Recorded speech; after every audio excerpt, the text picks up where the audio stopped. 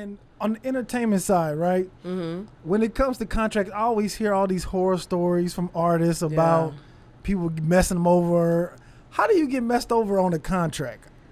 Because you see, so what I run into is that artists, number one, are not taking the business side of the game seriously, right? Mm-hmm. They just want to create and perform, and that's it, and that's dope, right? That's essentially why you became an artist. Mm-hmm. But on the back end, there's that business side that you have to show just as much attention to, right?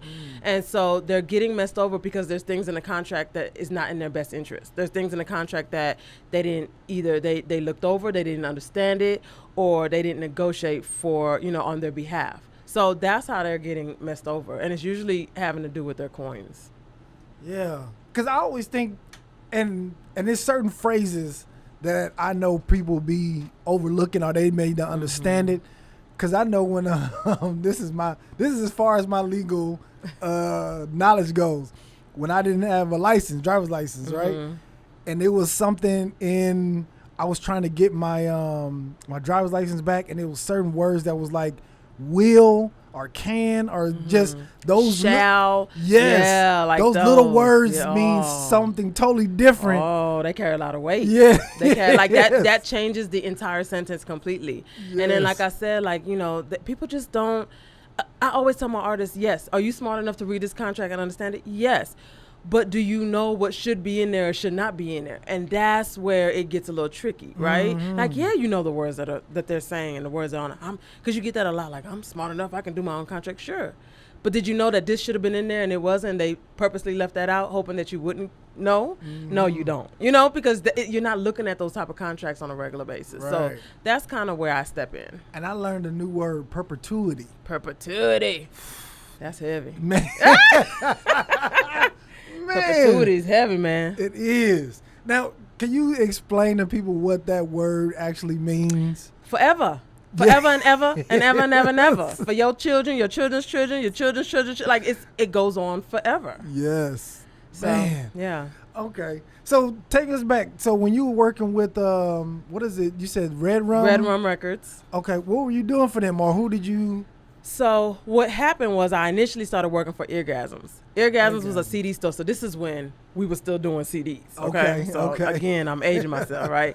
But this is when Chameleon and Slim Thug and them used to drive from Houston to do what you call it? I forgot.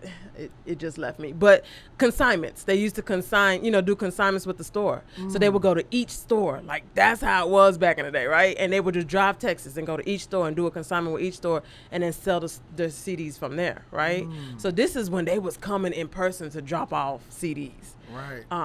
And real hustle yeah, listen, like these cats didn't have it as easy as these, these new age artists.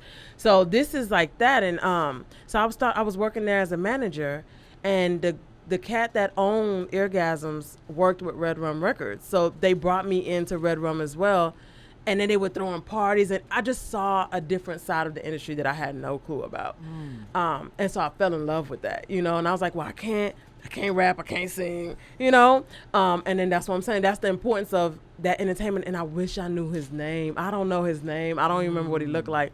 But when he came, he was like, I'm an entertainment attorney. I was like, what? So I can still be in the industry, right? Yeah. And then do my attorney thing. And so that's how that happened. Wow. Okay. How long was you at Eargasm, or how long did you work with Redrum? That was during my undergrad year, so maybe 3 years, really? Maybe 4, somewhere around there. Okay.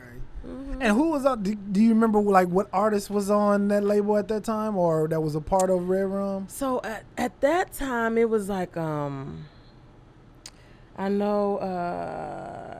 Do you know? Not so. Google was part of the crew. So Google, James Shepard, Elaney was all part of the crew. But then there was one of these. I forgot, man. Okay, don't worry about it. Yeah. I'm like, I don't know. You done put me on the spot. Yeah. Don't worry about it. Thank you for tapping in with us. In order to see more clips like this, check out this video here or check out this one here.